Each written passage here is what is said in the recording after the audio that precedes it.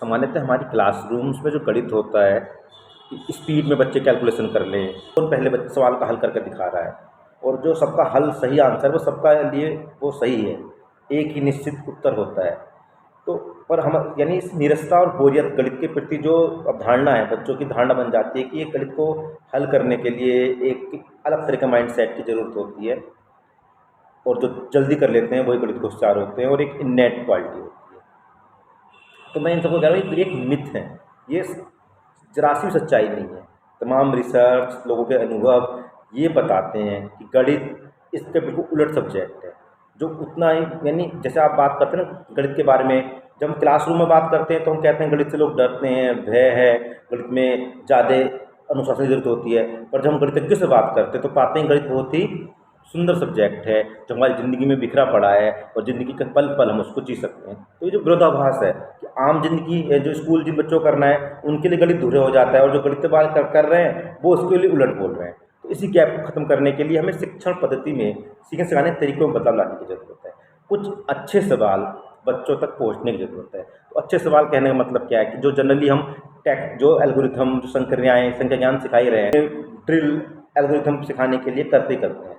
तो मैं हूँ विकास, और आज आपका शेयर कर रहा हूँ कुछ ऐसी सोचने समझने की गतिविधियाँ, अगर आप बच्चों के साथ करोगे तो ना तो एक तो ये गणित में रुझान पैदा करने के लिए उनकी मदद करेंगी, और जो गणित के बारे में जो दृष्टिकोण है ओवरऑल बच्चों के साथ साथ बड़ों में, उसमें बदलाव लाने में सहायक हो। ये गतिविधियाँ इस तरह की होंगी कि इनके एक तो मल्टीपल सही आंसर हो रहे होंगे, कोई एक आंसर इनका ठीक नहीं होगा।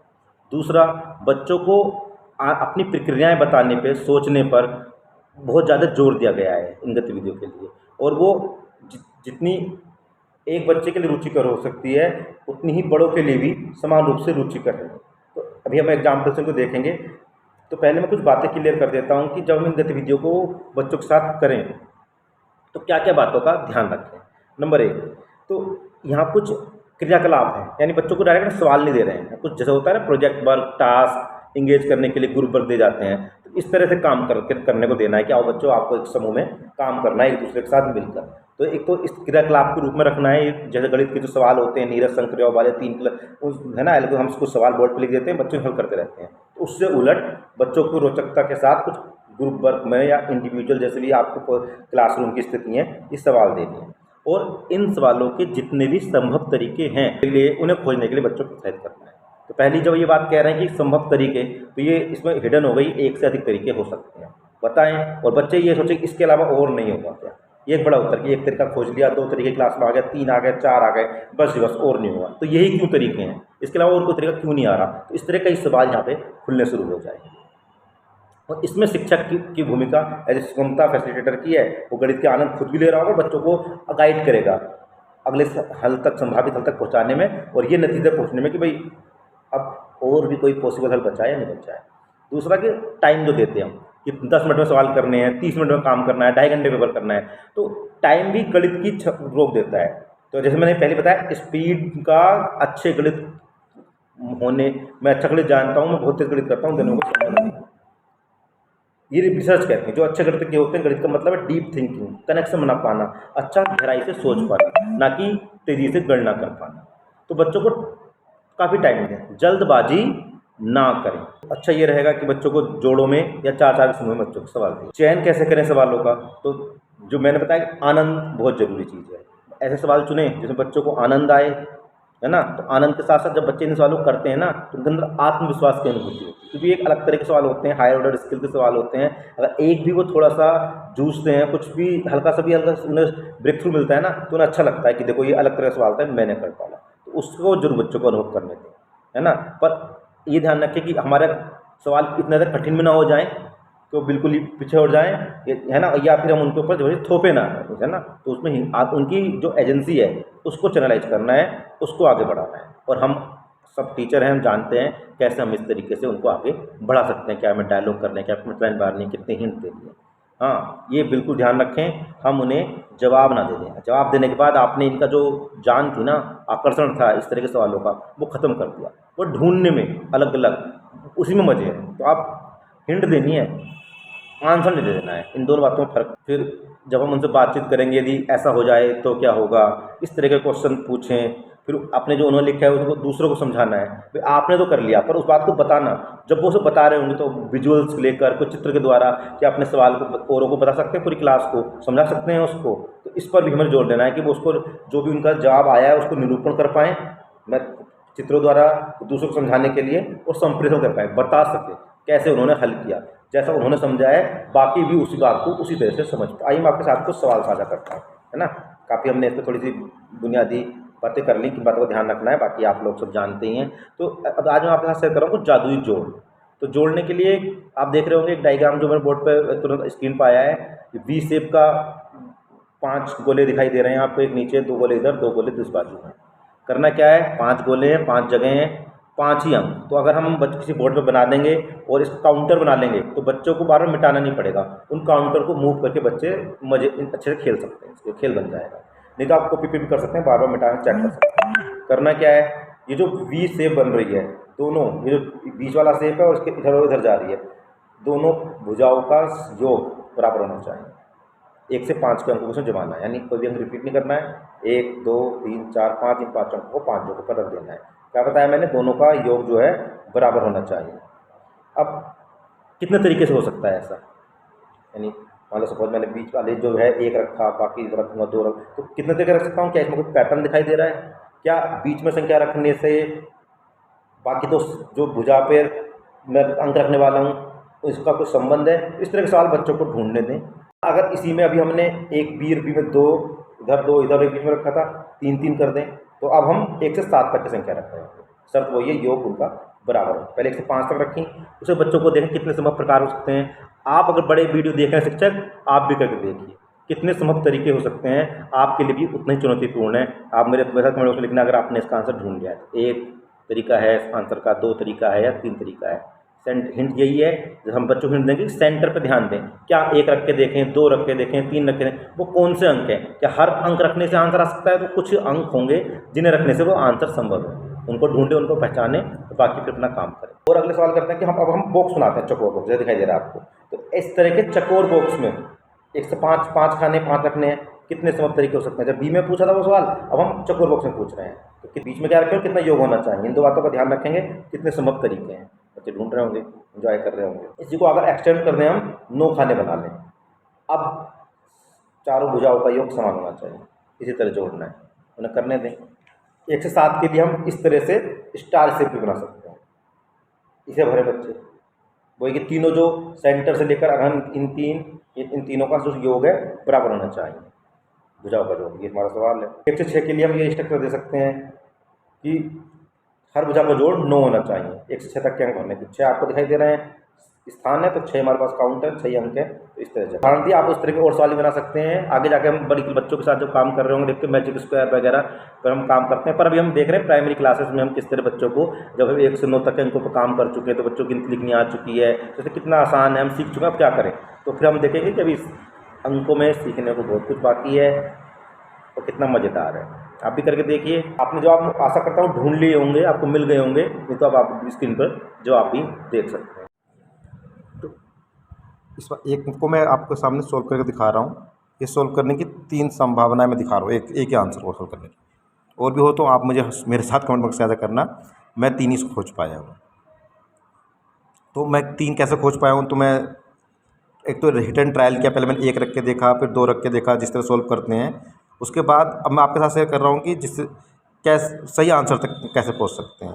जो मैं सही आंसर निकाले उसके पीछे मेरा क्या लॉजिक ढूंढ रहा हूँ। तो 1 2 3 4 5 अंक हैं और 5 ही मेरे पास जगह हैं, तो हर बार मुझे ये फिट करनी है। कितनी मैं अरेंजमेंट बना सकता हूँ, तो मैं देखता हूँ इनका जो टोटल है वो टोटल आ रहा है 5 4 9 और 1 10 3 13 और 14 15। तो 15 में से कोई एक मैंने यहाँ रख लिया, तो मेरे पास 14 बचे। तो 14 को मुझे इन 2 में बांटना है, तो मैं 7 7 बांट सकता हूँ। तो 7 मुझे कब मिलेगा, 4 और 3 7।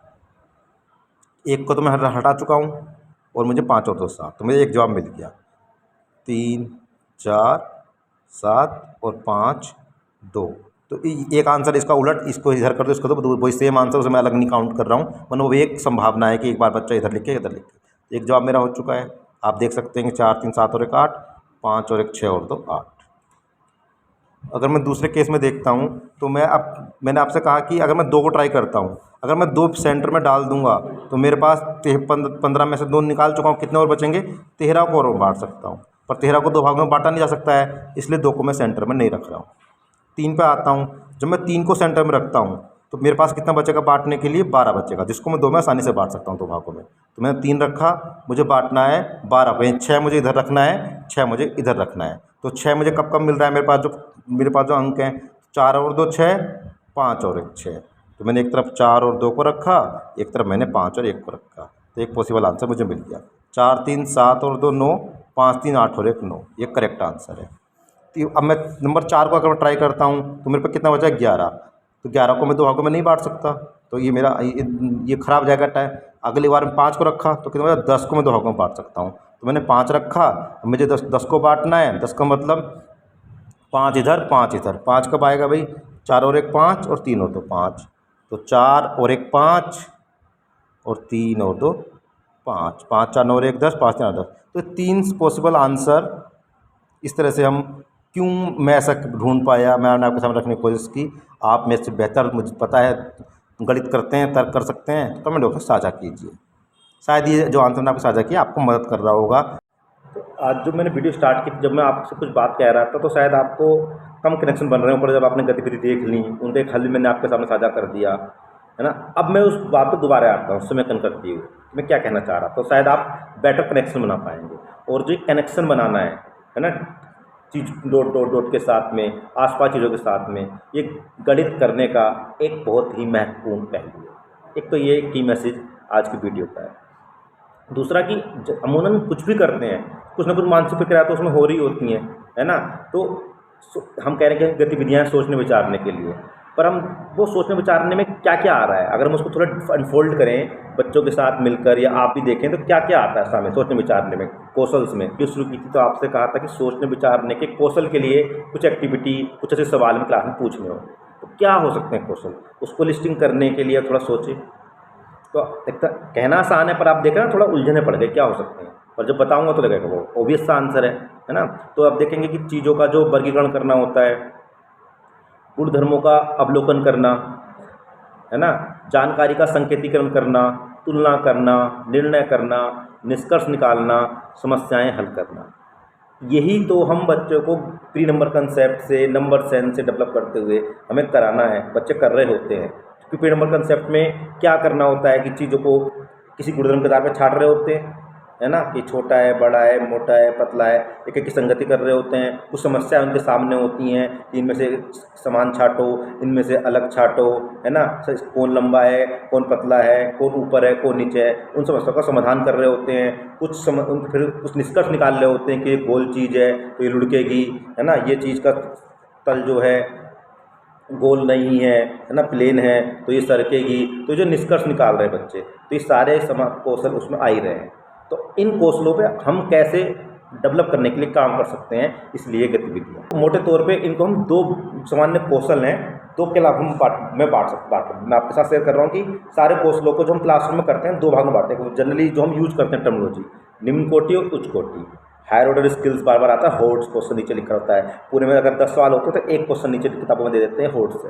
तो एक ही क्यों, आज 21वीं सेंचुरी की स्किल्स में देखें तो हमें ज़्यादा एक्सपोजर मिलना चाहिए अपने माइंड को कि बच्चे इस तरह के सवाल कर पाएँ। तो एक तो इसलिए ही वीडियो बनाई जा रही है। दूसरा, अगर हम देखें कि हमारी क्लासरूम में जब मैं बोल रहा हूँ निम्न कोटि, तो निम्न कोटि में किसे रख रहा हूँ कि जब हम कुछ गुणन के तथ्यों, पहाड़ों को याद करवाने, हिसाब लगवाने, और एक ही तरह से जब करते हैं रोज़ यांत्रिक तरीके से बच्चे करते रहते हैं, इकाई के नीचे इकाई लिखो, फिर उसको इधर ले जाओ, हासिल को, फिर ढाई लिखो, तो एक यांत्रिक तरीका बोल रहा हूँ। तो इस तरह से करते हैं, इस वाले को कह रहा हूँ निम्न कोटि के।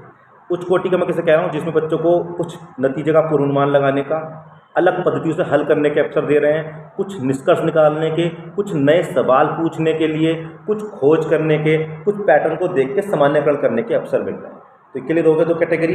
पहली कैटेगरी जिसमें बच्चे गुणन तथ्य, गिनतियाँ याद करते हैं, उनको हूबहू बता देते हैं, यांत्रिक तरीके से सवालों को हल कर रहे हैं, जो हम बताते हैं कि पहले ऐसे रखो, इस तरह अरेंज करो इन सवालों को, है ना। और दूसरा तरीका बता रहा हूँ जहाँ बच्चे कुछ पूर्वानुमान लगा रहे हैं, कुछ निष्कर्ष निकाल रहे हैं, कुछ पैटर्न को देखकर सामान्यकरण कर रहे हैं, कुछ खोजने की तरफ बढ़ रहे हैं, है ना। तो ये दो तरीके निम्न कोटि और उच्च कोटि है। तो हम निम्न कोटि में काफ़ी सारा काम करते हैं, आप अपने आसपास ऑब्जर्व कीजिए गणित की कक्षाओं को। उच्च कोटि पर आप पाएंगे कम कार्य हो रहा है, अगर हो रहा है तो बहुत ही अच्छी बात है, वेल डन। नहीं हो रहा है तो इस पर कार्य करने की जरूरत है, इतना सा निवेदन है।